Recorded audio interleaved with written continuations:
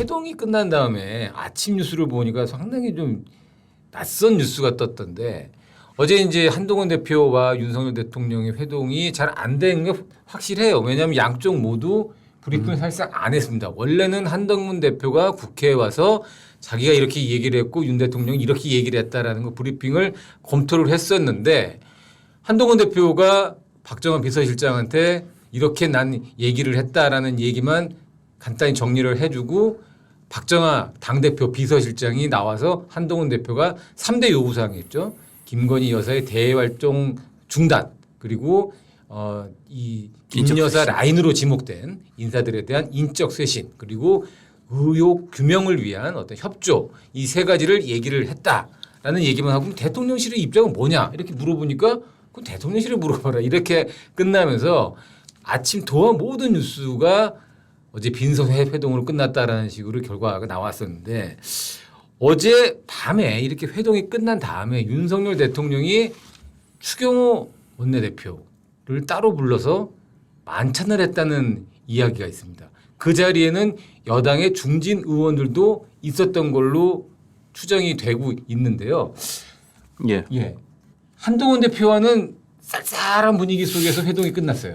근데 저녁에 원래 따로 저녁을 먹고 있던 추경호 원내대표를 불러서 대통령이 따로 밥을 먹었다. 이거 어떻게 해석을 해야 되는 건가요? 이런 걸 겁니다. 지금 대통령실 입장에서 김 여사 문제로 제일 머리가 아픈 게 이게 야당이 공세하고 있는 특검법 관련일 겁니다. 뭐 특검법 통과되고 나면 뭐 이게 법안 자체가 위헌적 소지가 있고 불법적 소지가 있고 이런 걸 떠나서 이제는 큰 기차가 굴러가게 되는 거 아니겠습니까? 근데 이걸 계속해서 막아오는 것 중에 가장 큰 게 이게 재부의 됐을 때 쉽게 말하면 이 108석이기 때문에 100석 이하면 이게 무너집니다. 이게 108석이기 때문에 지금까지 그거를 막고 있는 건데 지난번 표결이었죠. 김건희 여사 특검법이 2번이 올라왔었는데 두 번째 이번에 국회가 새로 들어서고 난 다음에 문연 그 특검법 표결에서는 적어도 4명의 이탈표가 국민의힘에서 나왔습니다. 그런데 그렇죠. 지금 현재 국민 여론이 계속 김 여사 관련해 가지고는 악화일로 아니겠습니까?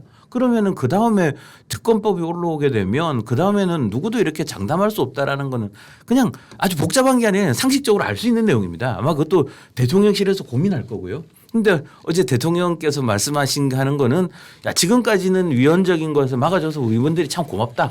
근데 뭐 이 동조를 하면은 어쩔 수 없는 거 아니겠냐라고 이야기를 했다고 합니다. 이게 나중에 약간 무책임하게 들릴 수도 있는 거고요. 이게 뭐 야 설마 그거 뭐 동조를 하겠냐 이렇게 들릴 수도 있는 거고요. 이게 뭐 해석하기에 따라서 좀 다르게 들리는데 이게 어쩔 수 없는 것 아니겠느냐라고 말한 거는 뭐 한 대표가 뭐 3가지 요구를 하고 뭐 여사 나오지 말라 그러고 그다음에 뭐 의혹 규명에 뭐 협조하는 문제 이런 이야기를 다 한다 치더라도 뭐 통과되면 통과되는 거지 뭐 나보고 어떡하라고 나 어떻게 뭐 어쩌라고 뭐 이런 식으로 해석될 수가 있는 겁니다.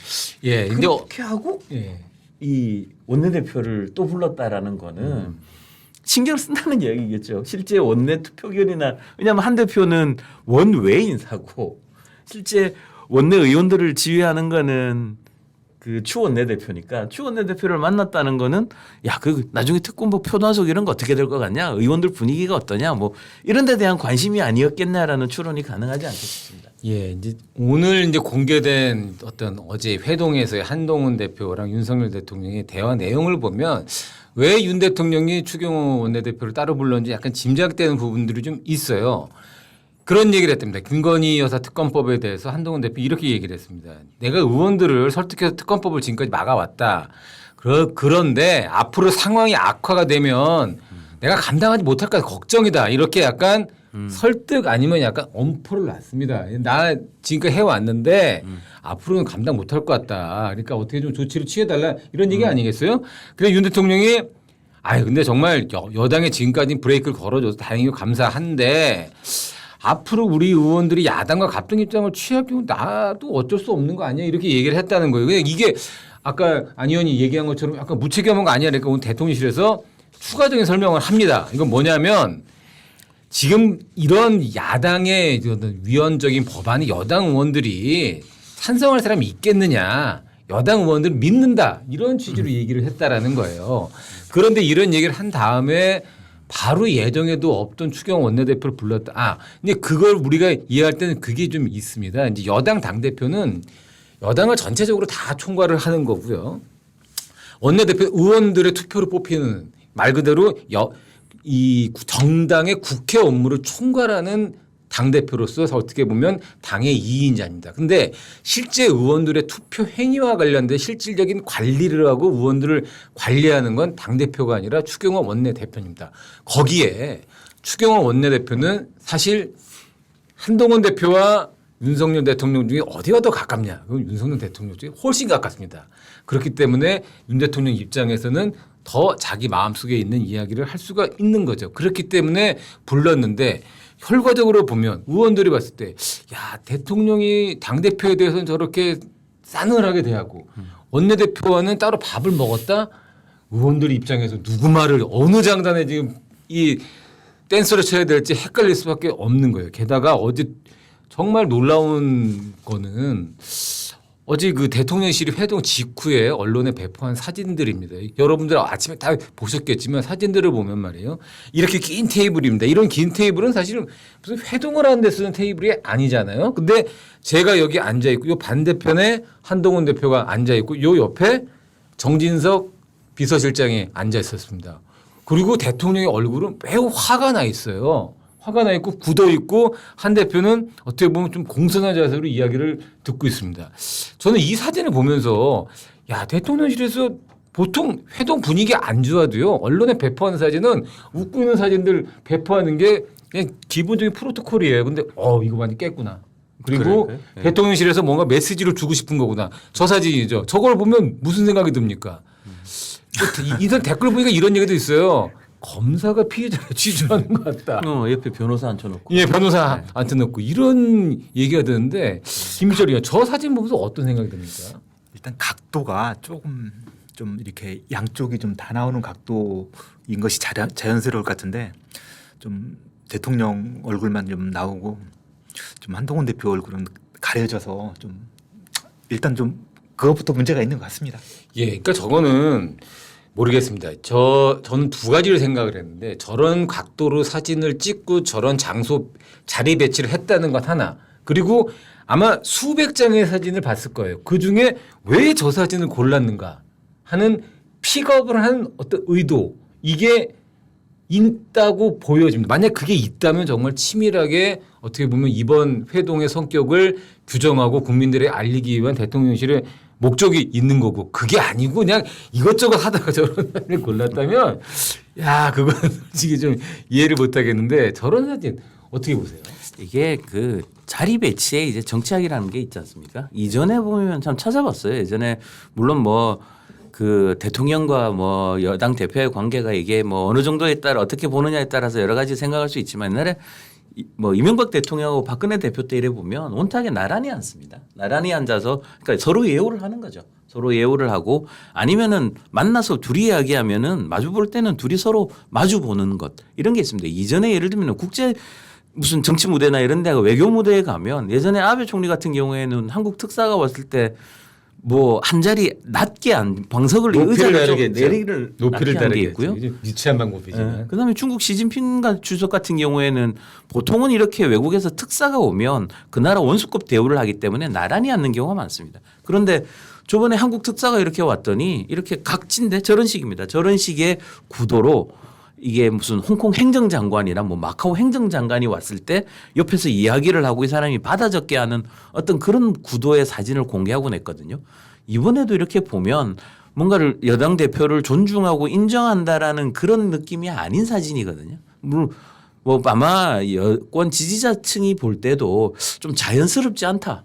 여당 대표를 좀 더 존중하는 듯한 뭐 어쨌든 두 분 이전 같았으면은 여당 대표와 대통령이 주례 회동도 하고 뭐 이랬는데 수시로 전화도 하고 수시로 전화인데 이렇게 뭘 어렵게 만나가지고 누군가를 한 수 가르치는 듯한 이런 모습의 사진을 보내는 거는 이 지지층이나 국민이 보기에서도 편하지 않은 사진이라고 생각합니다. 그렇습니다. 저는 사진 문제와는 별개로요. 어제죠. 어제 국회에서 이제 뭐 최고의 화제 인물인 명태균 씨와 지금 대립하고 있는 김명선 전 의원의 이제 그 회계 책임자였다고 하는 강혜경 씨가 국회에 나와서 이런 증언을 해요. 이제 이 명 씨와 이 김건희 여사와 관계에 대해서 명태균 씨가 이런 얘기를 하는 걸 들었다는 건데 명태균 씨가 김 여사한테 이런 얘기를 했답니다. 윤석열 대통령은 장님이지만 칼을 잘 휘두르는 무사. 김 여사는 밖으로 나가면 안 되는 주술사라 장님 어깨에 올라타서 주술을 부리라. 이런 얘기를 명태균 씨가 김 여사한테 했다라고 주장을 합니다. 그리고 명 씨가 꿈자리가 사놨다고 김 여사한테 말해서 김 여사가 해외 순방 일정을 바꾼 적도 있다. 이런 주장을 해요. 물론 지금 강혜경 씨는 이 아마 형사 피의자 신분일 거고요. 아마 자기에게 다가오는 어떤 그 수사의 위기를 모면하기 위해서 이런 일을 했기 때문에 이 사람 말이 다 맞다라고 우리가 단정할 수 없고 이 지윤 여부는 추가적으로 가려봐야 됩니다. 그러나 어제 윤석열 대통령이 한동훈 대표한테 명 씨에 대해서 이렇게 얘기를 해요. 나는 대선 중간에 명 씨랑 관계를 끊었는데 집사람은 나와 다르게 명 씨를 달래가는 노력을 기울였던 게 아니겠느냐라는 식으로 명 씨와의 관계에 대해서 해명을 했다고 합니다. 어찌됐건 윤석열 대통령 부부 두 사람 모두 일시적이건 최근까지건 명 씨와 관계를 맺어왔던 거는 사실이에요. 그런데 이런 좀 어떻게 보면 조금 믿을 수 없는 이야기를 하는 사람과 어떻게 대통령 부부가 일시적이고 아니면 지속적으로 관계를 맺어왔느냐 이런 모습을 보고 있는 것 자체가 그 사람 발언의 진위 여부를 떠나서 되게 좀 당황스럽거든요. 어떻습니까? 이런 얘기들이 막 그러니까 그런 사람과 관계를 맺는 것도 이상한데 그런 얘기들이 이 토시까지 막 나오면서 이렇게 상세하게 나오는 것이 굉장히 이상한 일이긴 합니다. 예. 저도 좀 정치부에 있어봤지만 들어보지 못한 그 대통령이랄지 저 여사의 얘기가 생중계 되듯이 나오는 경우는 본 적이 없는 것 같습니다. 그러니까 이제 저는 이 명 씨가 이 앞으로 무슨 계속 카톡 공개하고 오늘도 뭐 텔레그램인가 공개했는데 야, 이거 대체 뭘 믿고 이러는 건지 모르겠어요. 사실 예전 같으면은 이렇게 막 대통령과 이 정권을 상대로 협박하면은 바로 검찰이 수사했거든요. 근데 이거는 뭐 그런 것도 아니고 야, 이거 왜 이렇게 방치하고 있는지 참 의문이 남는데 앞으로 계속 상황을 지켜봐야 될 것 같습니다. 자, 여권의 지금 모습이 이런 상황인데 야당은 뭐 제대로 하고 있나 모르겠는데 야당을 지켜봐도 한숨이 풀풀 나와요. 예. 오늘 국회에서 친명 의원들이 국회에서 뭐 다른 게 아니라 위증교사죄와 관련된 토론회를 했다면서요? 이게 왜 한 거고 무슨 내용이었습니까? 이 내달 25일에 이재명 대표가 위증교사 관련해 가지고 선고 재판이 1심 있습니다. 선고가 있죠. 1심 선고가 있는 거죠. 예. 근데 그거 관련해 가지고 위증교사죄에 어떤 법리적 문제를 하겠다 이러면서 이재명 대표는 무죄다. 검찰이 조작했다. 쉽게 말해서 장외 여론전 또는 예를 들면 사법부 들으라고 하듯이 거기 율사 출신들이 나와가지고 여기 법률적으로 이런 문제가 있고 뭐 이 대표가 이래 말했기 때문에 무죄고 뭐 이런 주장을 합니다. 근데 네. 요거하고 앞서가지고 지난 16일에는 선거법 관련 선거법에 선거법에서 이제 허위 사실을 이야기한 허위 사실 공포에 관한 국회 토론회도입니다. 이거는 묘하네요. 다음 달 15일에 이 대표가 역시 선거법에 그 허위 사실 공포와 관련한 또 1심 선고가 있기 때문이잖아요. 결국은 국회 토론회를 2번 했는데 이게 다음 달 이재명 대표의 재판에 이 대표가 받고 있는 혐의하고 바로 걸려 있지 않습니까? 근데 보통 국회 토론회는 이래 보면 무슨 민생에 관련된 것 아니면은 뭐 무슨 법이 있는데 무슨 뭐 이 법이 국민 전체에 관해서 어떤 뭐 이런 불이익들이 있으니 이 법을 좀 손볼 필요가 있다. 아니면 이런 정책을 도입해 가지고 어느 지역 아니면 어느 계층에 관한 국민의 어떤 복리나 이런 거를 좀 할 필요가 있다. 이런 거를 할 때 여러 전문가들의 의견을 모으는 장소로 주로 토론회를 많이 이용하지 않습니까? 무슨 국회 세미나도 그렇고요. 여기에는 장소가 국회고 거기에 대한 비용들은 결국은 이제 국회에서 지원하는 돈들. 그러니까 국민 세금이 들어가는 장소인 거죠. 그런데 민주당 같은 경우에는 딱 찍어서 무슨 법률 2가지인데 지금까지 그 법률이 논란이 되거나 문제가 된 게 한 번도 없습니다. 그냥 다른 나라에도 다 있고 선거법에 이 허위 사실을 공표한다는 거는 심각하다는 거는 뭐 선진민주주의 국가일수록 더하고 이게 선거의 공정성과 관련되는 문제 아닙니까? 위증교사는 일반 형법상 다른 나라는 거짓말과 관련되기 때문에 더 심각하게 처벌을 하고 있습니다. 이런 법률의 이런 죄 자체에 대한 논쟁이 아니라 이거를 기소한 이 검찰이 잘못된 거다. 그러므로 이재명 대표는 무죄다라는 이야기만 계속하는 건데 결국은 방탄 관련이지 않습니까? 그렇죠. 이게 국회 토론회라는 것도 두 번 연속 이제 이 대표의 방탄 위한 토론회를 하고 있는 그런 상황인 거죠. 아마 그 친명계 의원 최대 모임이기 때문에 아마 의원들이 많았을 겁니다. 그리고 이재명 대표의 재판이 없었다면 야 이렇게 많은 의원들이 모여서 선거법상의 허위사실 유포죄에 관한 일고찰 토론회 위증교사 사건에 대한 일고찰 토론회를 했다 그러면 야 이 의원들 진짜 학구적인 의원들이구나라고 생각을 했을 거예요. 그런데 이 선거법상 허위사실 유포 그리고 위증교사라는 어려운 이야기를 위한 토론회를 국민 세금이 뭐 직간접적으로 들어가는 토론회까지 열었던 건 결국 당대표의 방탄 논리를 내부적으로 검토하고 외부적으로 알리기 위해 토론회 아니겠습니까? 그리고 이번은 지금 국회 국정감사가 진행되고 있어요.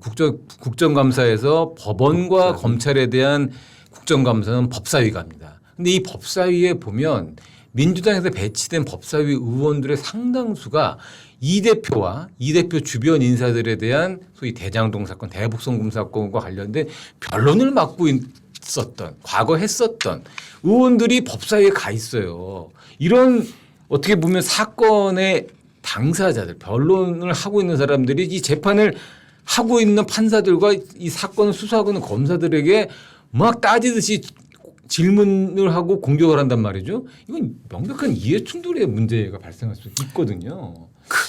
이런 일들이 국회에서 계속되고 있는 거는 이건 문제가 될 수 있습니다. 그래서 뭐 입법부를 뭐 방탄부 만들고 그 다음에 입법부를 사유화하는 거 아니냐라는 이야기가 나오는 게 그런 맥락일 텐데요.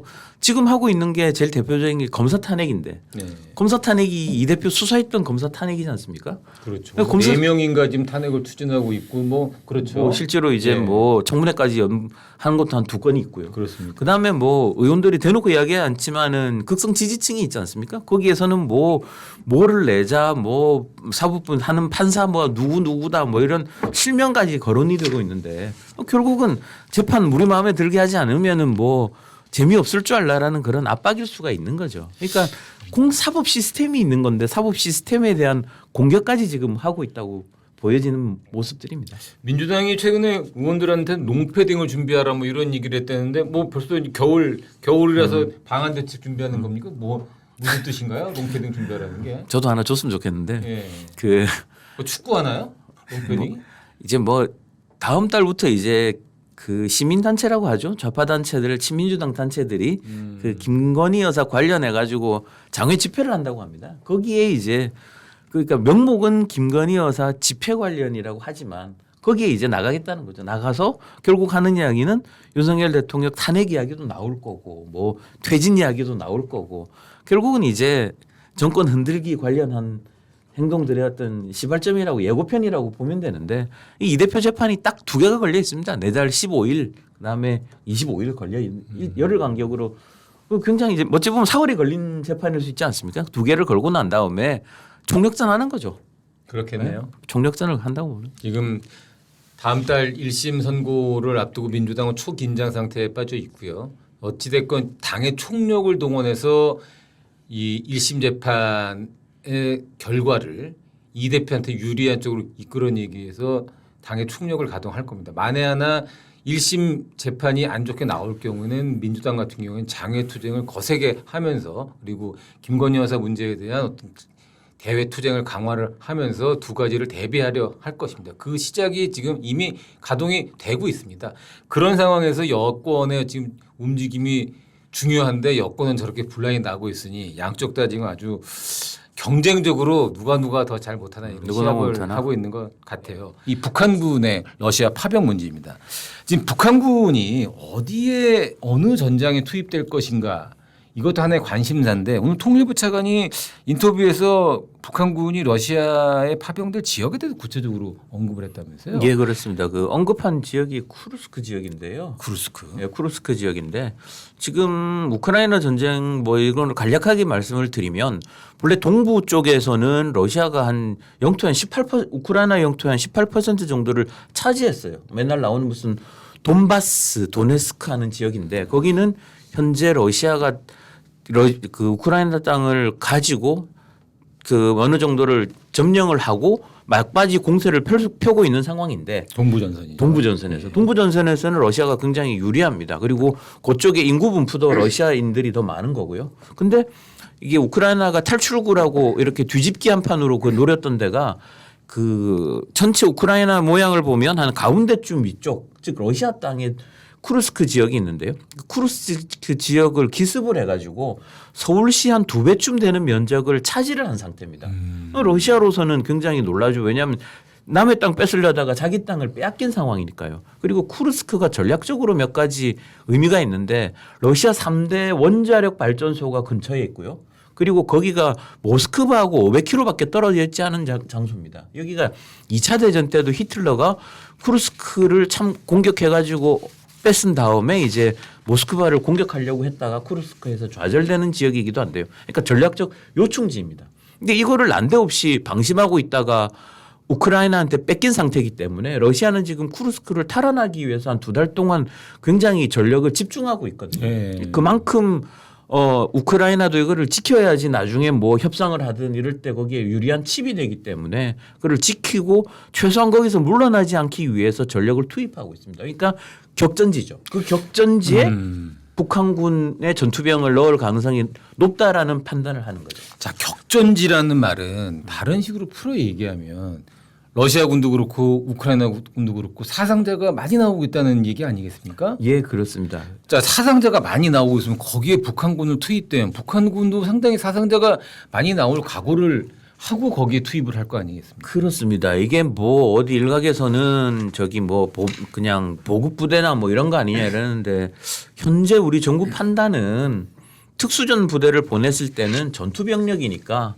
특히 지금 어차피 파병한 상황에서는 러시아가 가장 필요한 데다가 넣어줄 가능성이 높다고 이렇게 이야기를 합니다. 그런데 이게 전장의 양식이 굉장히 다릅니다. 이게 우크라이나는 평원이고 개활지거든요. 그러니까 쉽게 숨을 데가 없어요. 예. 그리고 북한군이 특히 한국군도 마찬가지지만 훈련을 받는 한반도는 산지가 70%입니다. 그렇습니다. 그러니까 산지나 산악 지형에서 은폐, 엄폐를 하면서 전투하는 게 몸에 익었던 사람들인데 그게 아닌 개활지에서 전투라는 건 완전히 다른 거거든요. 그리고 지금 러시아군이 고전하는 것 중에 하나가 우크라이나 드론입니다. 그러니까 탱크나 기갑병이나 이런 것들을 보내면 드론이 와가지고 공격을 합니다. 그래서 지금 러시아 전차나 이런 걸 보면 위에다가 그걸 막기 위해서 뭐 이상한 뚜껑 같은 거를 덮어놨어요. 그러니까 하늘에서 떨어지는 게 제일 무서운 상황인 거죠. 러시아 병사도 마찬가지입니다. 이게 드론이 지나가면 그 드론을 보고 막 기도를 하고 빕니다. 살려달라고. 네. 그러니까 거기서 떨어지는 폭탄과 드론 공격에 그대로 노출이 돼 있는 곳이 개활지고 그게 쿠르스크고 그게 우크라이나 전장의 상황이기 때문에 그게 뭐 물론 생중계가 안 된다 뿐이지 우크라이나군의 덜한 공격 그다음에 직접적인 공격에 그대로 노출됐기 때문에 그리고 지금 러시아가 쓰고 있는 전술이라는 게 이게 1, 2차 대전에서 러시아는 사실상 러시아 병사를 갈아 넣어 가지고 승리를 한 거거든요. 어떤 전술적인 승리도 있지만 어떤 무기가 탁월했다기보다도 사람 인력을 병사를 그대로 돌격시켜 가지고 상대 진지를 뺏는 그런 방식입니다. 지금도 마찬가지거든요. 쉽게 말하면 거기에서는 떼죽음의 위험이 있는 겁니다. 우크라이나 전 군 관계자가 이야기할 때는 거기서 제대로 붙으면은 사망률이 한 8, 90%가 된다는 거거든요. 거기에 북한군이 그대로 노출이 되면 날아오는 총알과 위에서 드론이 떨어뜨리는 폭탄을 이게 보병이 막을 재주는 없는 거거든요. 그러면은 북한군은 큰 피해가 우려되는 게 사실입니다. 자, 그런데 일각에서는 말이죠. 지금 러시아가 이 참전자들에게 한 달에 한 3,000에서 5,000 달러 정도를 지급하고 그렇습니다. 있기 때문에 북한군이 10,000명 정도가 파견되면 북한이 러시아로부터 참전 대가, 참전 수당이죠. 수당으로 받게 될 돈만 1년에 약 5억 달러. 우리 돈으로 한 7천억 정도. 뭐 우리에게도 큰 돈이면 북한에게는 어마어마한 큰 돈인데 이거를 기본적으로 받게 될 거다.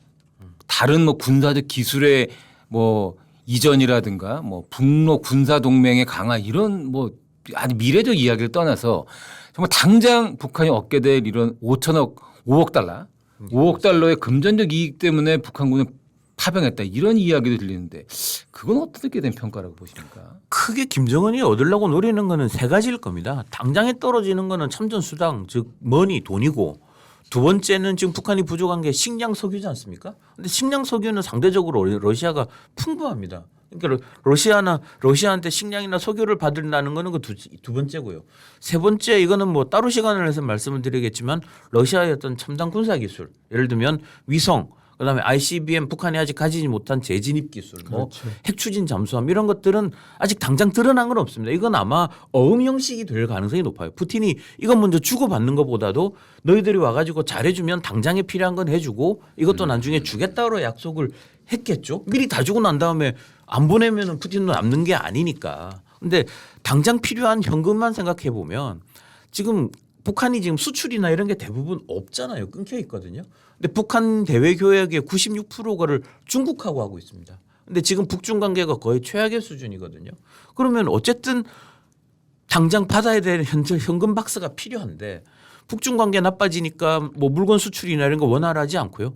그다음에 북한이 해외 내보낸 해외 노동력이 한 각 최대 많이 잡으면 10만 정도 됩니다. 그 중에서 가장 많은 포션이 중국이거든요. 근데 북중 관계가 나빠진 이유 중에 하나가 지금 중국에 나가 있는 북한 노동자들을 계약대로 뭐 비자가 만료가 됐으니 들여 보내라고 하는 것 같고 마찰한다는 이야기도 있습니다.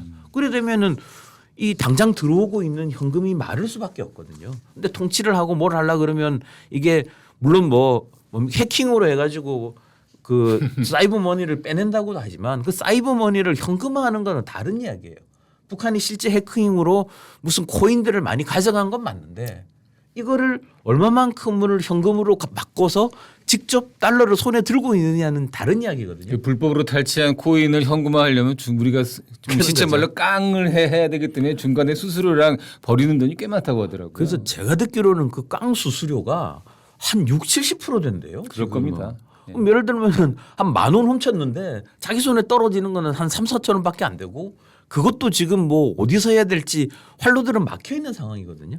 당장에 할 수 있는 거는 현금으로 받는 건데 병사를 보내는 것만큼 확실한 건 없는 거죠. 그리고 예를 들면 북한에 해외 노동력을 보내면 월 한 500불 정도 왔다 갔다 합니다. 근데 지금 이거는 보내면은 한 사람당 3,000에서 5,000달러를 받고 그래서 사망자가 나오면은 보통 거는 용병 개념하고는 약간 다르지만은 이전에도 그렇지만 누가 사망자가 나오면 다른 수당을 또 받게 됩니다. 그럼 뭐 당장 어떨지 몰라도 김정은 입장에서는 당장 들어오는 수입은 파병으로 따르는 어떤 현금 수입이겠죠. 그 사람이 뭐 북한군이 죽든 말든 이거는 지금 당장의 김정은의 최대 관심사는 아마 아닐 겁니다.